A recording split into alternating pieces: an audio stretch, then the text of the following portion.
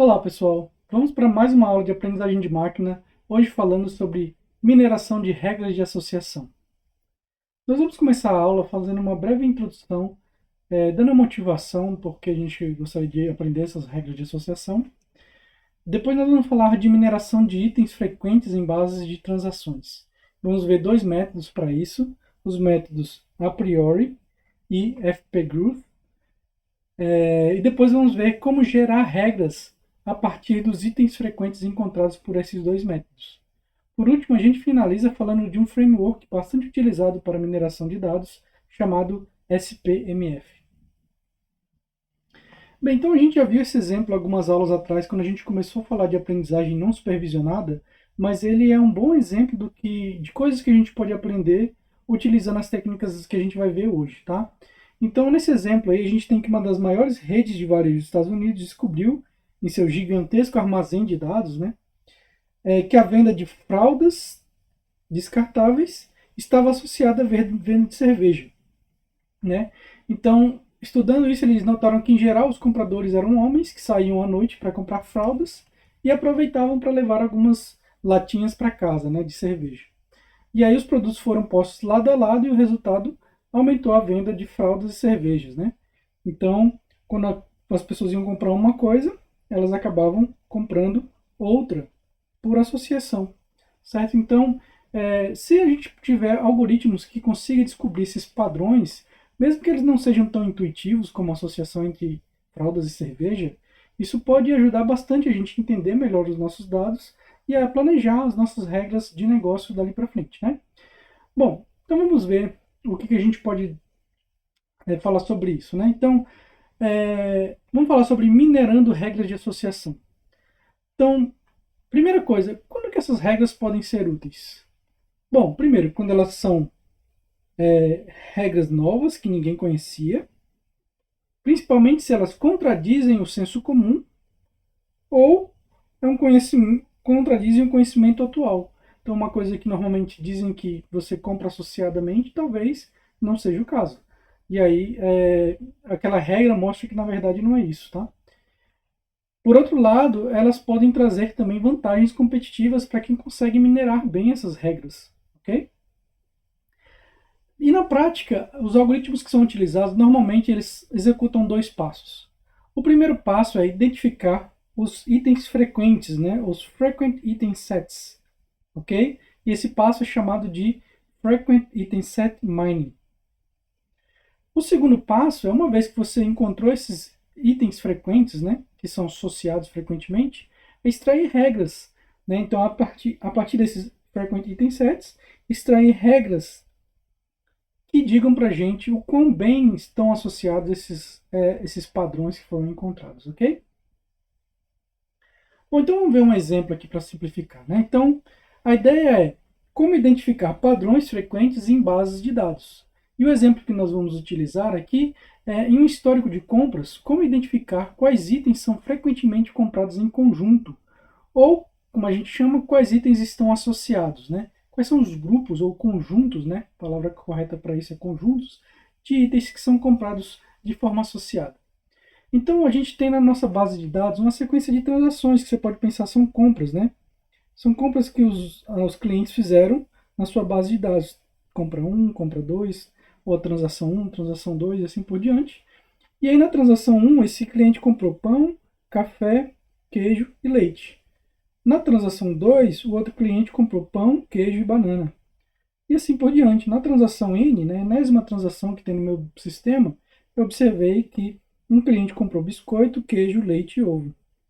Ok? Então, só para a gente dar uma nomenclatura melhor para isso, a gente pode chamar esses grupos de itens que os clientes compraram de item sets. Ok?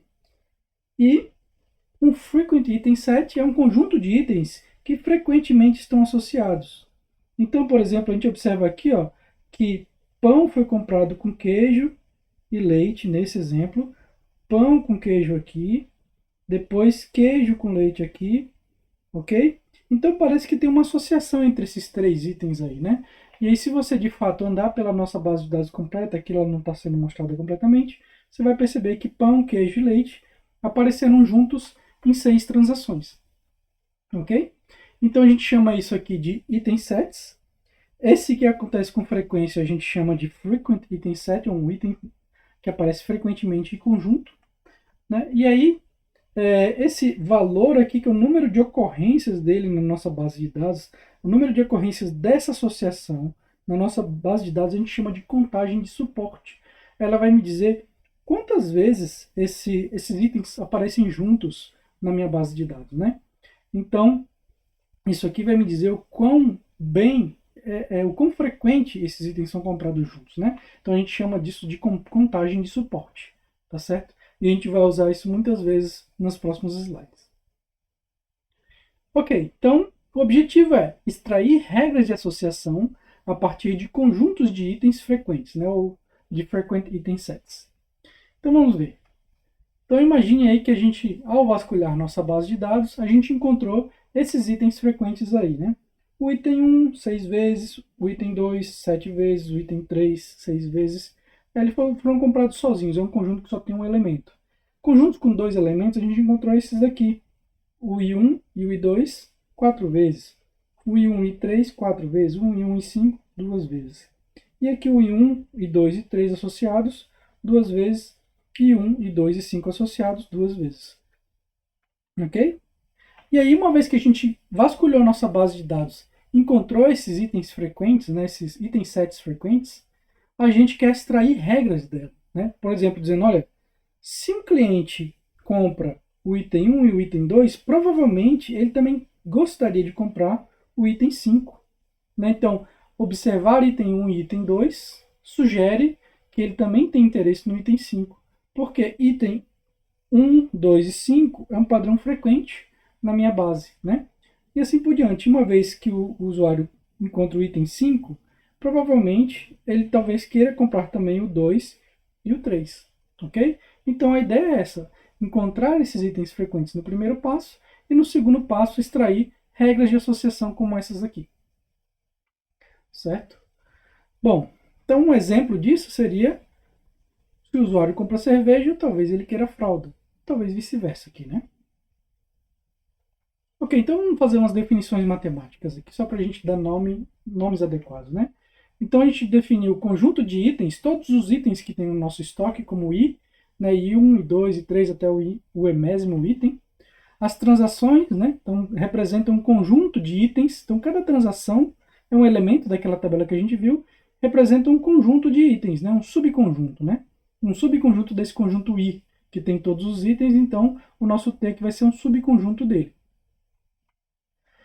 Então, a gente tem, além disso, não uma só transação, mas um banco de transações, né, que tem N transações lá dentro. Ok? E X é, então, um conjunto de itens, né, um item set em I. Uma transação T contém X, logo, X está contido em T. Né? E uma regra de associação é uma implicação desse tipo aqui. X implica em Y, sabendo que X está contido no item set, no conjunto de itens, e Y também está contido nesse conjunto de itens. E a interseção dos dois deve ser vazia, ok? Não faz sentido eu dizer que se o usuário comprou pão e queijo é porque ele quer comprar queijo e ovo, ok? Não, ele quer comprar ovo, né? Queijo ele já comprou, ok? Então a gente tem a interseção entre esses dois conjuntos vazio. Então isso é uma regra de associação e é esse tipo de regra que nós vamos tentar extrair dos nossos dados e a gente vai ver técnicas para fazer isso agora. Então, o primeiro algoritmo que a gente vai falar é o algoritmo chamado a priori, né? Então, proposto lá por Argyle e o Srikan em 94, né? Então, é um algoritmo interativo, né? Então, ele vai em passos. Então, primeiro ele encontra os itens sets que tem tamanho de conjunto com K igual a 1, então conjuntos com 1 elementos. Depois, ele encontra o item set que tem 2 elementos, então veja que aqui a gente tem 2 elementos em cada conjunto.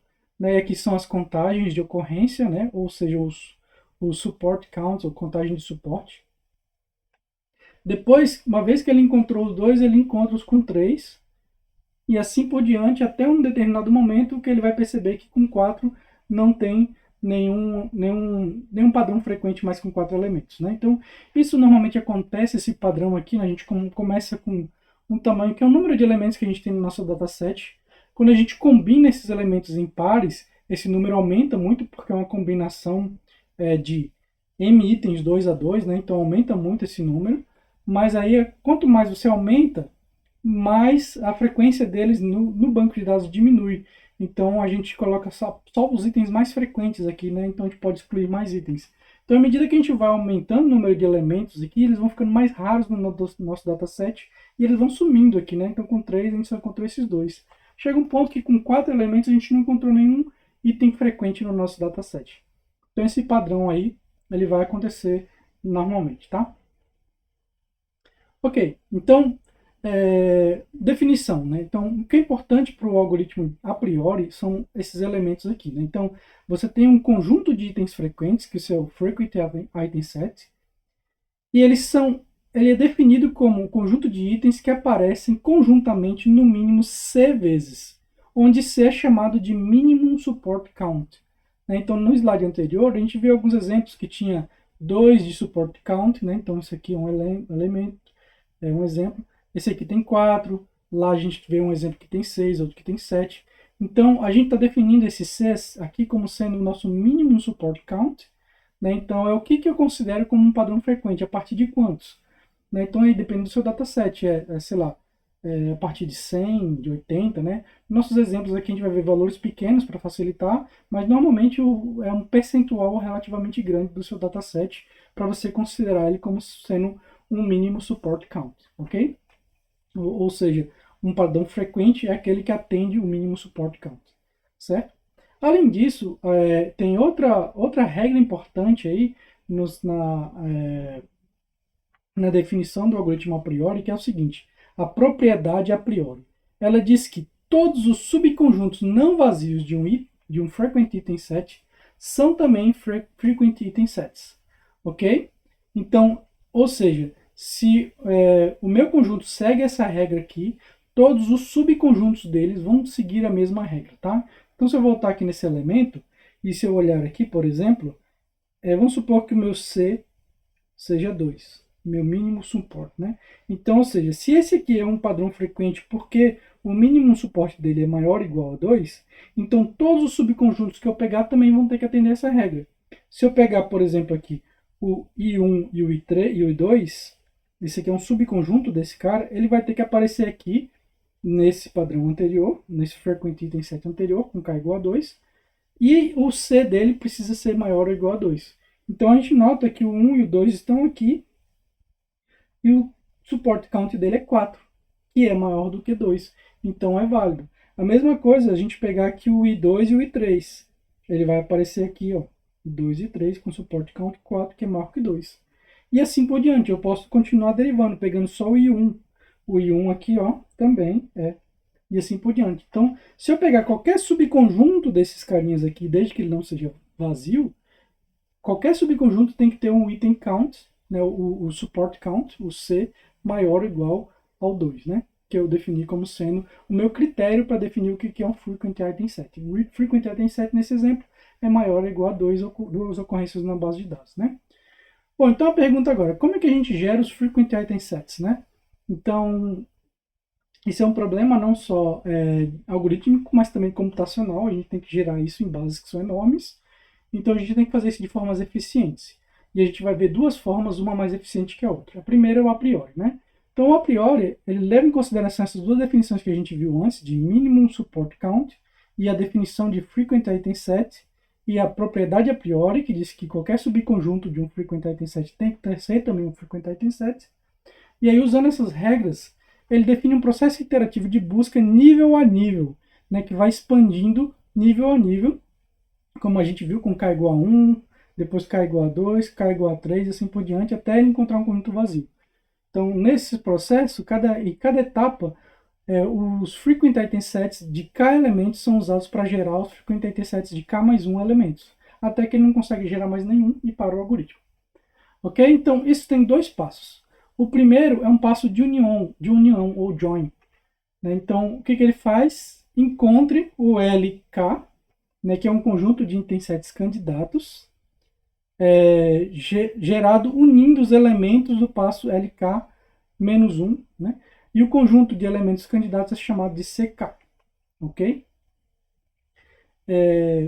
E o segundo passo é o passo de poda, né? Então, LK é obtido a partir de CK, removendo os elementos que não atendem à propriedade a priori, ok? Então, vai ficar mais claro quando a gente fizer um exemplo aqui, ok? Então, nesse exemplo, nosso mínimo support count é 2, certo? Então, a gente só quer encontrar itens frequentes com contagem maior ou igual a 2. Tá? E a gente tem esses elementos aqui no nosso conjunto, essas transações. Então, na primeira transação, tinha lá os itens 1, 2 e 5. Na segunda, item 2 e 4, e assim por diante, né? Então, vamos ver o que o a priori faz. Primeira coisa é encontrar o nosso conjunto candidato 1. Nosso conjunto candidato 1, ele vai ser gerado olhando os itens 1 a 1, né? Ou seja, conjuntos com um elemento apenas. Então, ou seja, quantas vezes o I1 aparece no nosso conjunto de transações? Então, vamos contar aqui. O I1 aparece aqui 1, 2, 3, 4, 5, 6 vezes. Então, o support count do I1 é 6. E o I2? 1, 2, 3, 4, 5, 6, 7. Pulei 1. Então, 7 vezes. E assim por diante. Né? Então, esse é o nosso conjunto de candidatos C1. Ok? E agora, a partir desse conjunto de candidatos C1, a gente vai gerar o nosso item set 1. Ok? Nosso frequent item set vai ser o L1. Ele vai ser simplesmente, o que eu tenho que fazer é ver apenas os que atendem o support count é que vão ser levados para o L1, do C1 para o L1. E aí, nesse exemplo aqui, todos são levados porque todos têm contagem 2 ou mais, tá? Isso é fácil quando você tem uma coisa tão granular como um elemento apenas, mas quando a gente for gerar o C2 e o L2, isso não vai acontecer, tá? Então, vamos ver o próximo exemplo. Então, a partir de L1, eu vou gerar agora o meu conjunto C2, meu conjunto de candidatos 2, combinando elementos do L1. Então, o que eu tenho que fazer é combinar todos esses conjuntos aqui. Então, eu começo combinando o L1 com L2, dá esse carinha aqui. L1 com L3, dá esse. L1 com L4, dá esse. L1 com L5, dá esse. Depois, L2. L2 com L3, L2 com L4, L2 com L5. E assim sucessivamente, né? Até gerar todos os meus candidatos. E aí o que eu faço? Eu pego esses conjuntos aqui que eu gerei e olho lá na minha tabela original para ver quantas vezes eles ocorrem, certo? Então vamos ver. L1 associado a L2 aparece quantas vezes na minha tabela? Então aparece uma vez aqui, L1 e L2. Depois L1 e L2 de novo, 2. L1 e L2, 3. L1 e L2, 4. Então, o meu support count desse conjunto, desse item 7 L1 e L2 é 4. Ok? E aí esse processo eu faço para todos os elementos. Eu vou observar, fazendo isso, que alguns vão aparecer menos do que o meu support count. Esses carinhas aqui que estão em vermelho. Então, nesse caso, eles não vão para o meu conjunto L2. Ok? Então, o meu frequent item sets L2 não vai conter esses carinhas aqui. Ok? Esse aqui, porque eles não atendem ao mínimo support count. Ok? Então, eu gerei o meu L2. E assim como esse conjunto não é vazio, eu continuo o algoritmo. Tá? Então, agora vamos, a partir do L2, gerar o C3. Ok? Então, eu vou combinar, fazer uma união desses conjuntos aqui, né? Ok? Lembrando que eu quero gerar conjuntos com 3 elementos agora. Então, se eu gerar algum conjunto com 4, eu descarto. Eu só quero os com 3, tá certo? Então, combinando esse com esse, eu tenho o L1 duas vezes, ele vai só aparecer uma vez, porque é um conjunto, não tem elementos repetitivos. Então, vai ficar L1, L2, L3. Ok? Combinando com esse aqui, L1, L2, L5. Combinando com esse de baixo, L1, L2, L4. E assim por diante. Então, eu combino todos aí. Algumas vezes, por exemplo, quando eu combinar aqui o... deixa eu ver um exemplo. Pronto, aqui. Quando eu combinar esse elemento aqui, L1 e L3, com L2 e L4, eu vou gerar um item 7 que tem 4 elementos, porque não tem nenhuma repetição aí. Então, nesse caso, eu desconsidero esse, porque ele não me interessa agora. Eu vou gerar esse elemento mais adiante, ok? Não nesse momento. Então, quando eu gerei o meu conjunto de candidatos C3, eu olho aqui quantas vezes aparece associado L1, L2, L3. E aí eu observo que apenas aqui e aqui. E L1, L2, L5. Aqui e aqui. Ok? Duas vezes. Isso aqui atende o meu support count.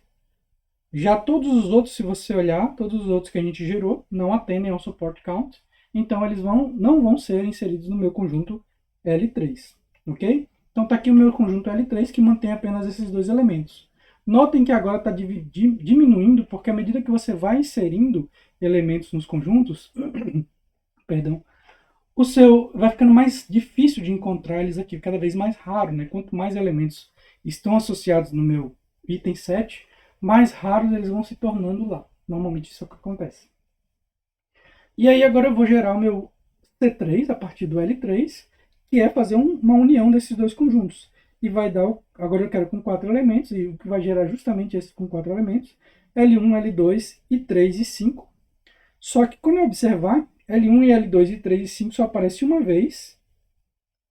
E 1 e 2 e 3 e 5, algumas vezes eu falei L, mas eu estou querendo dizer I, certo? Então, ele só aparece uma vez lá no meu dataset de transações. Isso quer dizer que o meu L4 vai ser vazio. E aqui eu terminei a etapa de geração de frequent item sets. Okay? Então, como resultado, a gente tem o L1 com esses elementos, o L2 com esses elementos e o L3 com esses elementos. O L4 ficou vazio, ele não entra, e assim a gente fica com... Esses são os nossos frequent item sets, ok? E aí, normalmente o que interessa para a gente não são as compras únicas, né? Que comprou apenas um elemento, mas os que estão associados aqui, né? Ok? Então, normalmente a gente diz que o resultado dessa etapa é apenas esses aqui, certo? Mas a gente mantém aquele L1 lá, que é importante para a gente extrair regras posteriormente, né? Mas se você quiser só os padrões de associação que você encontrou são esses aqui, do L2 em diante, ok? L1 nada mais são do que frequência de ocorrência dos itens no seu dataset. Ok? Mas ainda é interessante guardar para as próximas etapas. Bom, então esse aí é o algoritmo a priori para gerar frequent items set, né? Ok, o outro algoritmo que nós vamos ver hoje é o FP-Groove. Né? O FP-Groove ele foi proposto lá por Han e colegas em 2000. É o algoritmo mais eficiente e escalável. Lembre-se que nós estamos trabalhando com bases de dados enormes, né? Então é importantíssimo essa característica. Utiliza uma estrutura de árvore de prefixo estendida para armazenar informações compactas ou compactadas sobre padrões frequentes. E essa árvore é chamada de FP-tree. Né? Então, passos. Primeiro, comprimir a base de dados nessa FP-tree, que vai desconsiderar muita coisa que não é frequente nos dados. Então, a sua árvore ela vai condensar apenas aquilo que é frequente. Ok? Dividir a base em bases condicionais, cada uma associada com um item frequente, né, um fragmento padrão que a gente chama, e minerar essas bases por regras separadamente. Então isso aqui é interessante porque ele faz uma compressão de dados, então itens que aparecem várias vezes em itens sets diferentes, eles vão ser representados apenas uma vez ou poucas vezes na árvore, então isso vai ajudar muito a reduzir a quantidade de dados, a fazer essa compactação, e depois para minerar os padrões nessa representação compactada é bem mais rápido, ok? Porque você pode ir a partir de um fragmento por vez, então é um processo linear, né? No número de padrões. Então vamos ver, usando o nosso mesmo exemplo que a gente viu com a priori, agora como que o FP-Groove funciona para gerar os frequent item sets, né?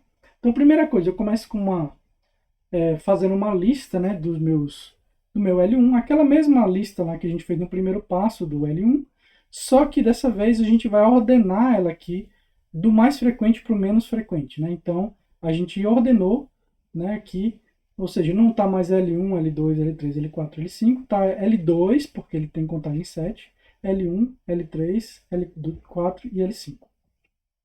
E a partir de agora a gente começa. Então, primeiro a gente inicializa a nossa árvore apenas com nó raiz, ok? Que não tem nenhum elemento ainda. E vamos processar cada uma das transações que tem no nosso base de dados, uma por uma, até que a gente processe todas as transações e tenha criado nossa árvore. Então, a primeira transação, ela conta com I1, I2 e 5.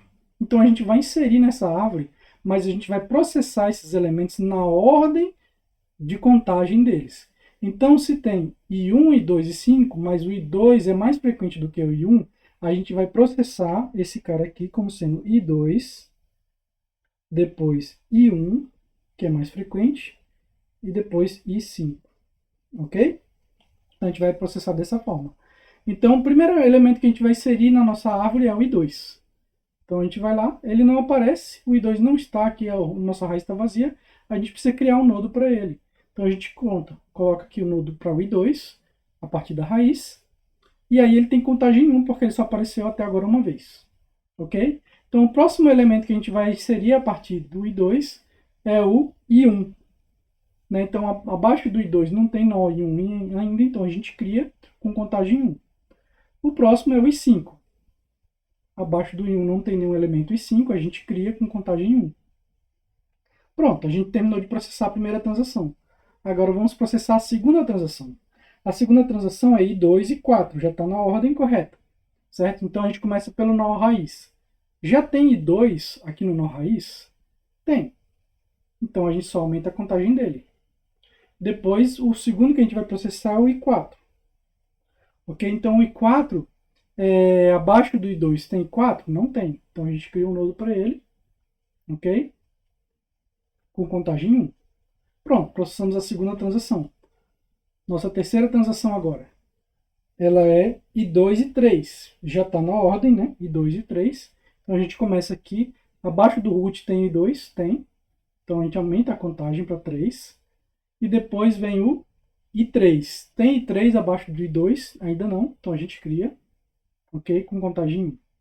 Pronto, processamos a terceira transação. Vamos processar a quarta transação agora.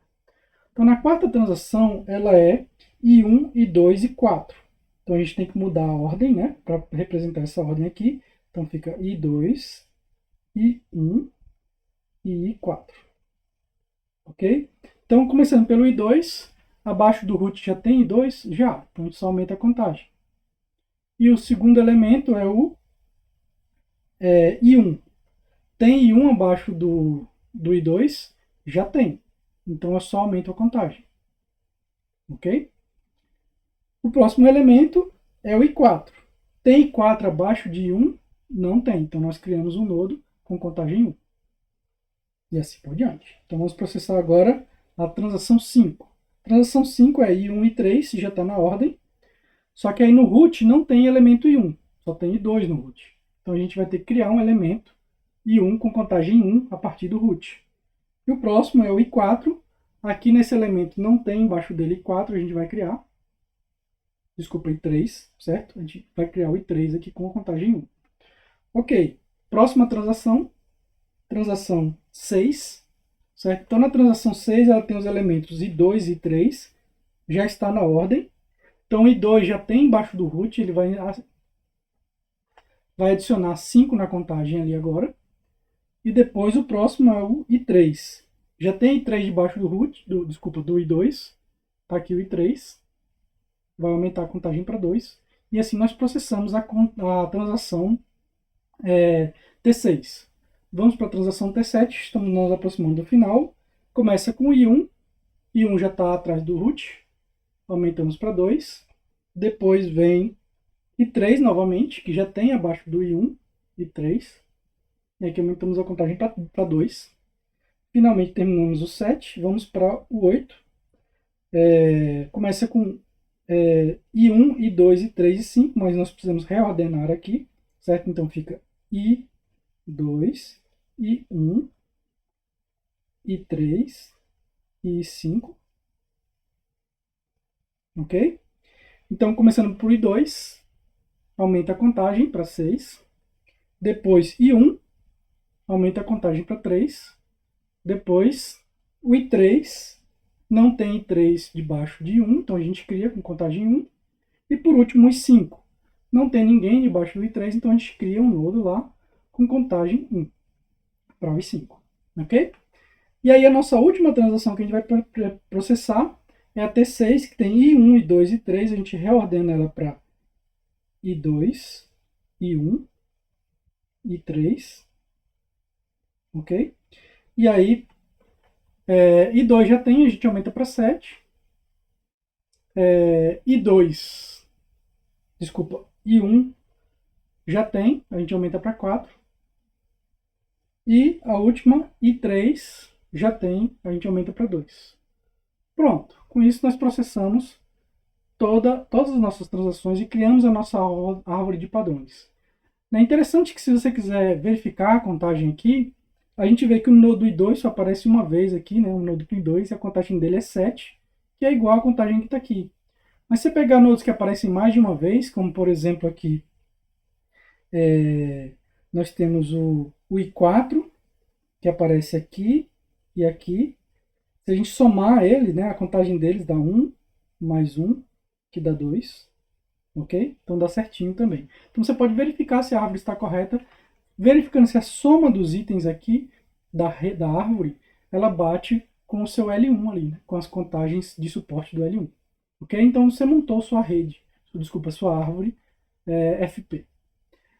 Pronto, então uma vez que a gente montou a árvore FP, agora é a hora de extrair nosso Frequent Item Set, ok? Então, aqui é nosso L1, eu só coloquei cores aqui para a gente associar os nodos, né? Então esse aqui é o item 2, o item 6, desculpa, o item 1 está aqui e está aqui, o item 6, desculpa, o item 3 está aqui, está aqui, está aqui, ok? Então, a gente agora vai fazer o seguinte, a gente vai preencher essa tabela aqui, que tem os itens aqui ordenados do menor para o maior, né? I5, I4, I3 e I1. Eu já falo para vocês porque não tem o I1, o I2 aqui. A gente vai ter a outra coluna com os padrões condicionais, que a gente chama, que são os caminhos que levam até esse padrão I5. O Conditional FP3, né? Que são basicamente as contagens dos elementos em conjunto, tá? Depois os nossos padrões frequentes. Então vamos ver como é que a gente preenche essa tabela aqui, certo? E aí na última coluna vai ter a nossa solução, certo? Então vamos lá. A gente começa aqui, o 5 é o último elemento de lá, é esse último elemento aqui. A gente vai começar de baixo para cima. Então preencheu ele aqui. E aí o que eu coloco aqui? São os elementos que estão no caminho até eu chegar no nodo I5. I5 aparece duas vezes, aqui e aqui, certo? E para chegar nesse cara aqui, para chegar nesse elemento aqui, eu faço esse caminho aqui, ó. Começo lá no root, chego no I2, depois passo pelo I1 e aí chego no I5. Então esse aqui é o nosso primeiro caminho, I2, I1 e chego no I5 com contagem final 1, que é esse valor que está aqui. Ok? Qual é a outra forma de eu chegar no nodo I5 a partir da raiz? Esse outro caminho. Eu passo por esse elemento aqui, depois por esse e por esse. Certo? Então é I2, I1, I3, e aí chego no I5. I2, I1, I3, e chego no I5 e a contagem dele é 1. Pronto. A gente já preencheu esse elemento da tabela. Não tem mais nodos I5, então não tem outras formas de chegar em nodos I5 a partir dessa árvore. O que eu faço agora é fazer a união desses elementos aqui que estão na mesma subárvore. Tá? Então aqui, por exemplo, essa subárvore aqui é uma, a partir da raiz, essa aqui é outra subárvore. Certo? Então, como só aparecem nodos I5 nessa subárvore, eu posso só somar a quantidade de elementos que eu tenho aqui. Então, por exemplo, aqui eu tenho o elemento I2 aqui. Quantas vezes aparece o I2? Uma aqui e uma aqui. Então, somando 1 mais 1, 2. Outro elemento que eu tenho é o I1. Então, o I1 aparece aqui uma vez, I1 aparece aqui uma vez. Então, I1 duas vezes. O outro elemento que eu tenho aqui é o I3. Só que o I3 só está a contagem dele de suporte é 1. E 1 está abaixo do nosso limiar, que é C igual a 2. Então, eu não adiciono aqui nessa terceira coluna o I3, porque ele deu contagem abaixo da contagem de suporte. Ok? Ótimo. Então, a última coisa que eu preciso fazer para preencher esse elemento aqui é fazer a união do elemento i5 com essas listas que eu tenho aqui nessa coluna aqui, ok? Então vamos lá, i1 mais i2, i1 com i2, desculpa, i5 unido com i2 dá i2 e 5, i5 unido com i2 e i1 dá i1 e 5, e a união de todos, né, que dá i2, i1 e 5, ok? E aí eu somo as contagens que apareceram ali, certo? Então dá 2, 2 e 2, certo? Agora tem um detalhe, se por acaso a contagem, por exemplo, aqui nesse caso, está 2 e 2, certo? Então eu pego o mesmo valor para os dois, certo? Mas se eu tiver uma contagem maior, por exemplo, 4 e 2, eu pego a menor delas e coloco a menor delas, tá certo? Então nesse caso aqui eram todas iguais, então eu posso colocar 2 em todas, ok? Bom, vamos fazer só mais um exemplo, e aí para mostrar uma diferença, eu vou fazer a linha do i3, certo? Depois vocês podem conferir os outros aqui, tá? Então vamos fazer o exemplo para a linha do i3. Então, quantos nodos i3 eu tenho no meu dataset? Tenho 3 nodos. Tenho esse, tenho esse, tenho esse na minha árvore. Ok? Então a gente tem que enumerar todas as formas de chegar nele, né? Então a primeira forma é essa aqui. Começo aqui pela raiz, passo pelo i2, depois pelo i4 e depois chego no i3. Então eu coloco aqui o que eu passei pelos elementos i1, i2 e i1, certo? A outra forma de chegar é chegando nesse nodo aqui, que é passando apenas pelo i2, ok? E aí eu estou colocando uma barrinha aqui para separar, porque agora eu já processei essa subárvore, eu vou processar a outra subárvore. Na outra subárvore eu tenho uma ocorrência do nodo i3, e a forma de chegar nela é passando pelo i1.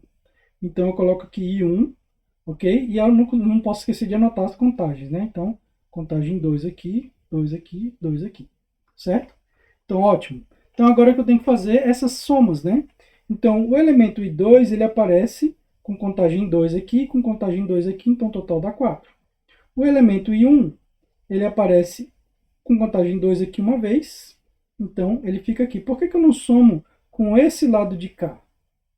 Porque esse cara está na outra subárvore, então eu não somo, porque ele está separado. Ok? Então, i1 só aparece uma vez na subárvore da esquerda, e i1 aparece duas vezes na subárvore da esquerda e duas vezes na subárvore da direita. Eu não somo eles, tá? Aqui. Certo? Então agora eu tenho que fazer os joins do i3 com esses itens sets que eu encontrei. Então fica i3 com i2, aí aparece 4 vezes com i2. i3 com i1 aparece duas vezes aqui e duas vezes aqui, então somando dá 4 vezes no total. Então aparece duas vezes na árvore da esquerda, o i3 com i1, e duas vezes na árvore da direita, o i3 com i1. Então somando aqui nessa terceira coluna eu posso somar as subárvores, tá? Então aí dá i3 com i1 4 vezes. E por último, todos eles, né? i3 com i2 com i1, né? Somando todos, e aí eu olho que apesar de ter i3 com i2 dando 4 de um lado e i3 com i1 dando 2 do outro, eu pego o mínimo é 2. Então, eu fico aqui com esse elemento, tá? Com i2.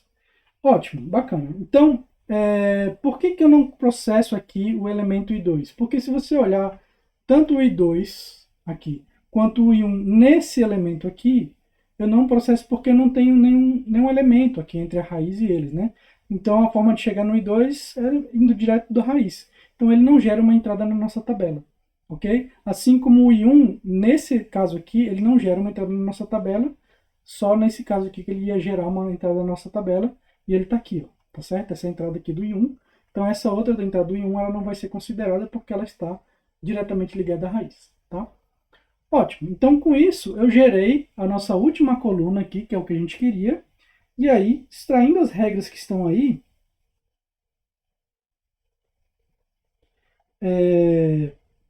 eu tenho o nosso frequent item set, ok?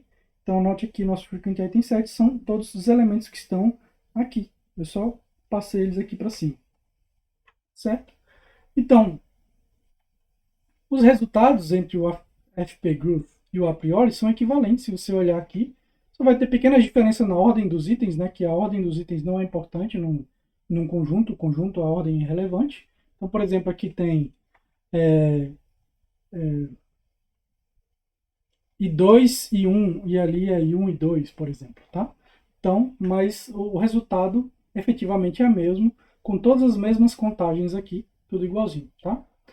Porém, os algoritmos são diferentes. Então, enquanto o a priori ele é mais lento, porque ele é exponencial no número de itens no seu dado, no seu conjunto de dados, o FP-Group é linear, né?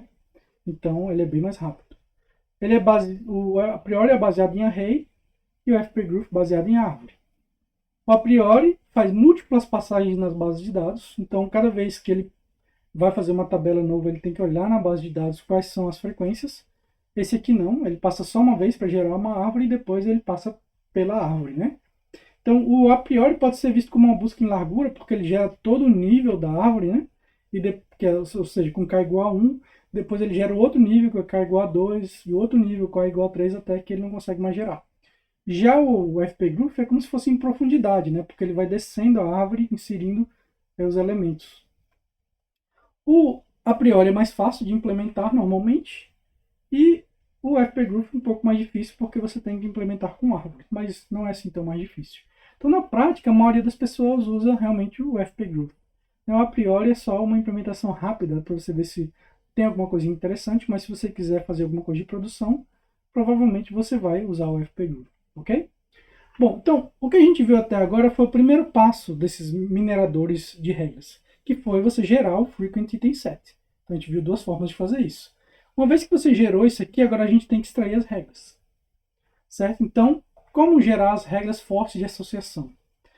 Bom, primeiro, elas devem satisfazer dois critérios importantes. O primeiro é o suporte mínimo, que normalmente já é atendido quando você gera o seu Frequent Item Set. Notem que eu não tenho ninguém aqui com C com a contagem menor do que 2, porque eu já eliminei os elementos que tinham contagem baixas, tá? Isso já me ajuda a acelerar o processamento também, ok? E aí já me ajuda a ter regras com maior confiança também, porque eu preciso de um suporte mínimo, né?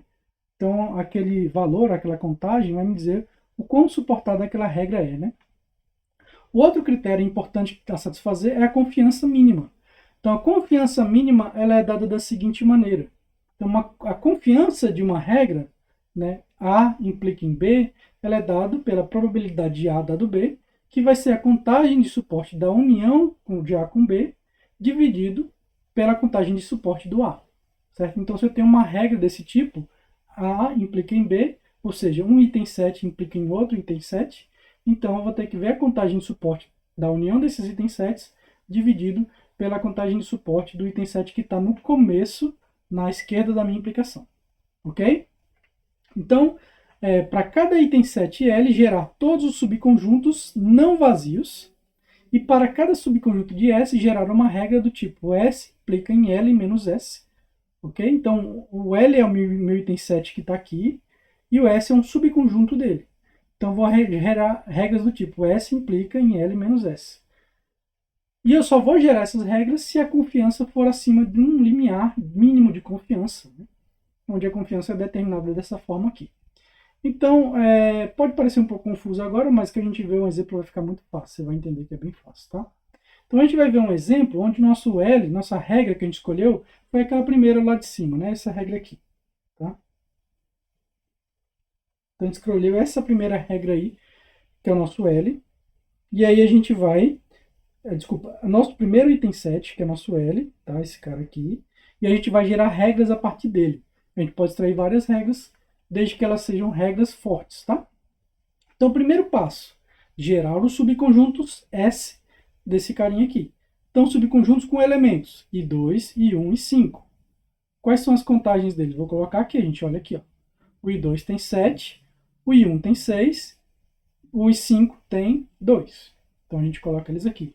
Quais são os subconjuntos com dois elementos? I2 e 1, I2 e 5, I1 e 5. Tá? O I2 e 1 aparece 4 vezes ali. O I1 e 2 e 5, desculpa, I2 e 1 aparece 4 vezes. O I2 e 5 aparece 2 vezes. e o I1 e 5 aparece duas vezes, certo? Então a gente já gerou todos os nossos conjuntos, subconjuntos não vazios de L. Então agora nós vamos gerar regras usando esse formato aqui, ó. S, ou seja, um desses carinhas aqui, implica em L menos S, que é L menos o próprio carinha que estava na minha esquerda da implicação. Então, por exemplo, se eu começar com o item 7, 2 aqui, né? Então, esse aqui vai ser o meu lado esquerdo da regra, e o meu lado direito da regra vai ser o quê?